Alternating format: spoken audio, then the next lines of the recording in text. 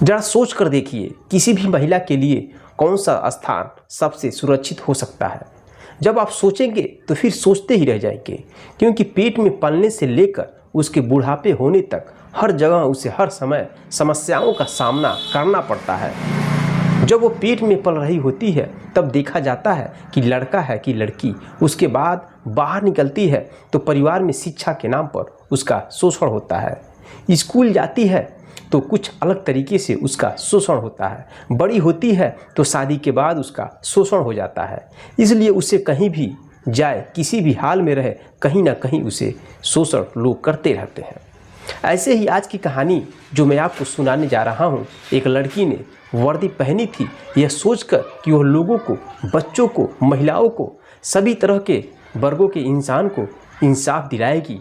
लेकिन एक वक्त ऐसा आता है कि वह खुद शोषण का शिकार हो जाती है और उसका यौन शोषण हो रहा था, मारपीट हो रही थी और उसका विरोध करने की स्थिति में वह नहीं थी।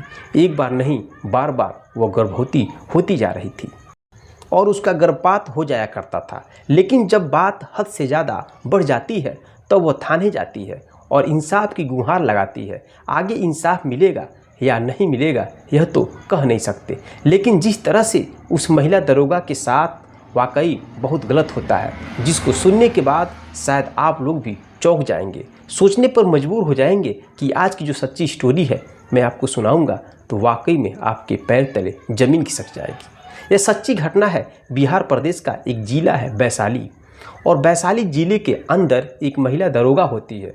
वह महिला दरोगा थाने में जाती है और महिला थाने में जाकर थोड़ी सकपका जाती है, परेशान थी, सोच रही थी अपनी बात कहूँ कि न कहूँ। तभी महिला थानेदार के पास जाकर बैठ जाती है और वह कहती है कि मैं कुछ कहना चाहती हूँ। तभी महिला जो इंचार्ज होती है उस थाने की, उन्होंने कहा कि तुम्हें परेशान होने की बिल्कुल ज़रूरत नहीं है। जो भी बात है तुम मुझे अपनी बड़ी बहन मानकर बता सकती हो। मैं तुम्हारी हर बात को समझने की पूरी कोशिश करूंगी। तब उसने एक प्रार्थना पत्र लिखा और प्रार्थना पत्र लिखने के बाद उस महिला दरोगा को दे दिया। बताया कि वह बिहार प्रदेश के सिवान जिले की रहने वाली है और उसकी बिहार पुलिस एकेडमी में जैसे ही ट्रेनिंग होती है तो प्रशिक्षण होता है, तो राजगीर में वहाँ से प्रशिक्षण के बाद उसकी पहली पोस्टिंग होती है। वह मुजफ्फरपुर ज़िले में हो जाती है और थाना मिलता है सरिया। कुछ वक्त बीत जाता है, उसके बाद एक अनजान नंबर का फ़ोन आता है उसके मोबाइल पर। जैसे ही अनजान नंबर से उसके मोबाइल पर कॉल आता है तो वह व्यक्ति कहता है कि मैं एक दरोगा हूँ और आप भी दरोगा हो। कितनी अजीब बात है, मैं भी दरोगा, आप भी दरोगा। आपकी जाति जो है वही मेरी जाति है, जो आपका जिला है वही जिला मेरा भी है। कितनी सारी सिमिलरिटी है, कितनी सारी बातें हैं जो आपस में मिल रखी है। क्यों ना हम लोग मिलकर शादी कर लेते हैं, घर बसा लेते हैं। जब इस तरह की बातें वो व्यक्ति कह रहा था तो महिला दरोगा बड़ा अजीब उसको लगता है, अड़पटा लगता है। तो कहती है तुम किस तरह की बातें कर रहे हो, दरअसल मेरी शादी तय हो चुकी है और मैं शादी के बंधन में बढ़ने वाली हूँ। अब तो आप फ़ोन कर दिए हैं, लेकिन आगे आप कभी भी हमारे नंबर पर फ़ोन मत करिएगा। जब इस तरह की बात महिला दरोगा ने कहीं डांट फटकार लगाई तो सामने वाला व्यक्ति बहुत ज़्यादा टेढ़ा था। उसने एक बार नहीं कई बार फ़ोन करने लगा। आखिरकार महिला दरोगा ने कहा मैं शादी नहीं कर सकती, मेरी शादी तय हो चुकी है, तुम मुझे परेशान मत करो। जैसे उस व्यक्ति को यह पता चलता है कि महिला दरोगा की फला जगह शादी हो चुकी है तो उसने उस शादी को तोड़वाने के लिए पूरे जी जान लगा देता है, कोशिश करता है और आखिरकार उसका मकसद वही हो जाता है जो सोचता है, यानी कि अपने मकसद में कामयाब हो जाता है। उस लड़की की शादी तोड़वा देता है। शादी टूट जाती है। महिला दरोगा के पास मैसेज पहुंच जाता है। जब महिला दरोगा कहीं ना कहीं इतनी मजबूर हो जाती है कि बेबस हो जाती है कि उस दरोगा की चक्कर में वो फंस जाती है और हाँ कह देती। दोनों की बातचीत का सिलसिला आगे बढ़ रहा था। मौका मिलते ही वह एक दूसरे के साथ शारीरिक संबंध स्थापित कर लेते हैं। यह पहली बार था। उसके बाद फिर मौका मिलता है तो जब वह उसको मौका मिलता था तब उसके थाने में आ जाया करता था और उसी जहां वह रहती थी वहां उसके साथ वह शारीरिक संबंध बनाया करता था। इसकी जो पोस्टिंग होती है वह पराज में होती है महिला दरोगा की, जबकि उस दरोगा का पोस्टिंग होता है मुजफ्फरनगर के एक अलग थाने में होती है। दोस्तों, दोनों की बातचीत भी होती थी, आगे सिलसिला चल रहा था। दोनों की बातचीत भी होती है, आगे सिलसिला चल रहा था, लेकिन एक दिन पता चलता है कि वो प्रेग्नेंट हो जाती है। प्रेग्नेंट की बात इस तरह से चलता है क्योंकि महिला दरोगा के पेट में दर्द होने लगता है। तभी वह उस दरोगे से कहती है, जिसका नाम राहुल कुमार होता है, राहुल मेरे पेट में बहुत तेज दर्द हो रहा है। तब वह डॉक्टर को दिखाता है और डॉक्टर को दिखाने के बाद डॉक्टर महिला कहती है कि आप गर्भवती हो चुकी हैं। इस बात की जब गर्भवती होने की बात मालूम चलता है तो जो वह दरोगा है राहुल कुमार, वो घबराने लगता है और वह बच्चा गिराने की बात कहने लगता है। जब ये बात वो महिला दरोगा सुनती है तो बहुत तेज़ी से गुस्सा हो जाती है, कहती नहीं, ऐसा नहीं, हम दोनों शादी कर लेते हैं और समाज में इसका बहुत गलत असर पड़ेगा अगर मैं बच्चे को गिराऊंगी तो। दोस्तों, वह राहुल दरोगा 3 गोली देता है उस महिला दरोगा को, कहता है 3 गोली खा लो, तुम सही हो जाओगी। दोस्तों, उसे नहीं पता था वह 3 गोली खा लेती है। खाने के बाद उसके पेट में बहुत तेज़ी से दर्द होने लगता है। दर्द होने के बाद उसका जो बच्चा है वो बाहर आ जाता है, गिर जाता है और ब्लड का रिसाव होने लगता है। जब महिला को इस बात को जानकारी हो जाती है कि इसने मेरे साथ धोखा कर दिया तो बहुत ही चीखने और चिल्लाने लगती है, उसे बहुत ही दर्द होने लगता है। लेकिन कुछ दिनों के बाद वह फिर से शांत हो जाती है और फिर एक दूसरे के साथ मिलकर रहने लगते हैं। कुछ दिन जैसे बीतता है तो महिला जब जिक्र करती है उस अपने बच्चे के बारे में तो वह राहुल नाम का जो लड़का दरोगा होता है वह महिला दरोगा के साथ मारपीट की और मारपीट करने के बाद उसे फिर से अपनी पूरी तरह से प्रभाव में ले लेता है। फिर आगे वक्त बढ़ने लगता है।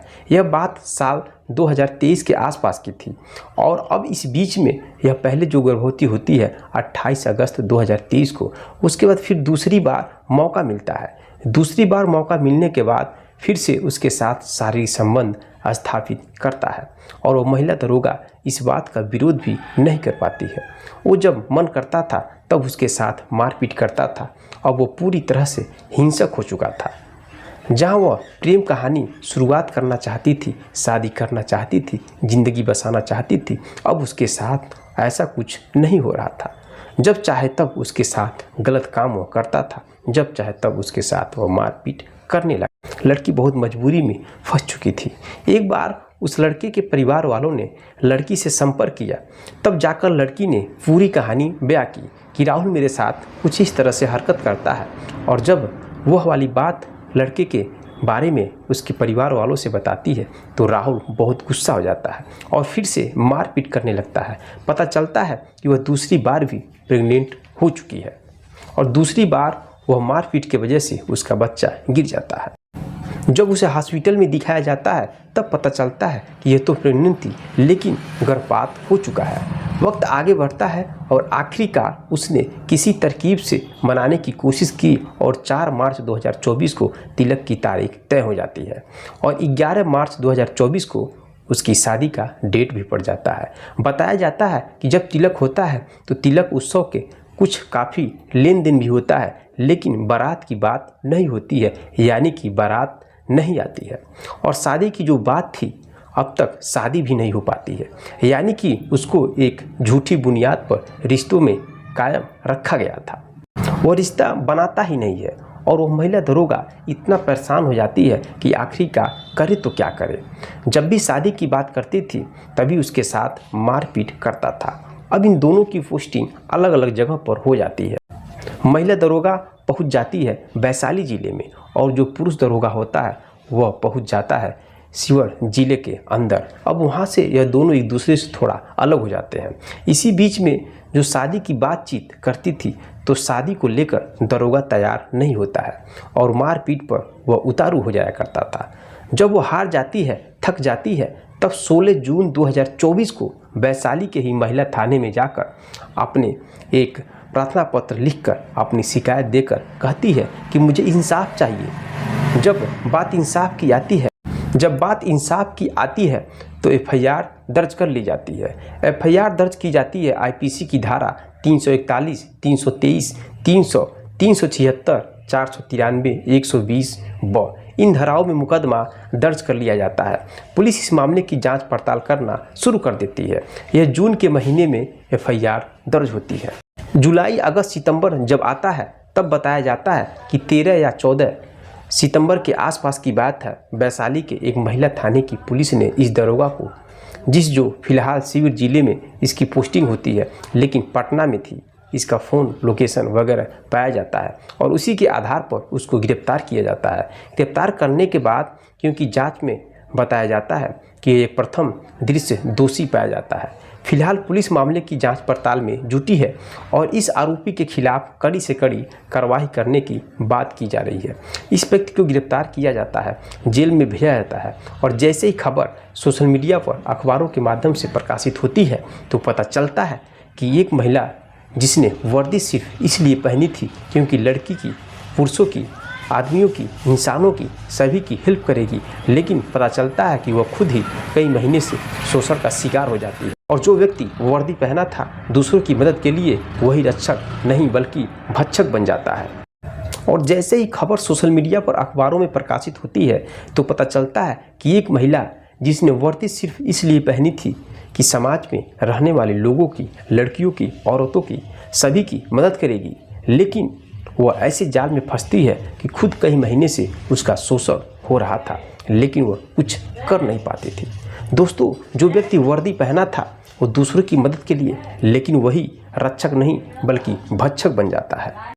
उसने एक बार नहीं 2 बार उस महिला दरोगा का गर्भपात कराने में मजबूर कर दिया और खुद से उसने कभी भी एक बार गोली देता है तो दूसरी बार लात मार के उसके पेट में चोट पहुंचा देता है, जिसकी वजह से महिला गर्भवती थी और गर्भपात हो जाता है। फिलहाल पुलिस ने उस व्यक्ति को गिरफ्तार कर लिया है और प्रकरण की चार्जशीट में उसे कम से कम समय में लगाने के बाद इसे कोर्ट में दाखिल किया जाता है। अब कोर्ट तय करेगा कि इस व्यक्ति की कितनी सज़ा मिलनी चाहिए। वाकई में कोर्ट को जल्द से जल्द इस मामले में फैसला सुनना चाहिए ताकि समाज में, ताकि पुलिस में अन्य लोगों को यह मैसेज जा सके, क्योंकि बुरे काम का नतीजा अगर बुरा किसी के साथ नहीं होगा तो लोगों की मन आगे बढ़ जाएंगे और तेज़ी से लोग क्राइम करने लगेंगे। मेरे दोस्तों, ये कहानी सुनने के बाद आपको क्या लगा? क्या सच में वो जो दरोगा था वह इस महिला दरोगा के साथ गलत किया या सही किया? कमेंट बॉक्स में कमेंट जरूर करिएगा। क्या महिला दरोगा की भी यहाँ गलती होती है या केवल दरोगा की गलती होता है? दोस्तों, आप जानते हैं कि लड़कियाँ जो होती हैं अक्सर एक अच्छे पति की तलाश करती हैं और अपना जीवन अच्छे से व्यतीत करना चाहती हैं, जिसके चक्कर में कभी कभी वह बहुत बुरी तरह से फंस जाती हैं। जैसे यह महिला दरोगा सोचती है कि वो भी एक दरोगा है, मेरी ज़िंदगी बहुत अच्छे से कटेगी, लेकिन अच्छे से कटने के बजाय इतनी बुरी तरह से उसके जीवन में भूचाल आता है कि फिर वह न तो घर की होती है और न ही घाट की होती है, उसका ज़िंदगी पूरी तरह से बर्बाद हो जाता है। दोस्तों, कमेंट बॉक्स में कमेंट जरूर करिएगा कि उस जो दरोगा है उसके साथ कौन सी सज़ा होनी चाहिए, क्या नहीं होनी चाहिए। कमेंट बॉक्स में कमेंट आप दे सकते हैं। मिलते हैं नेक्स्ट वीडियो में नेक्स्ट कहानी के साथ। तब तक के लिए जय हिंद, जय भारत।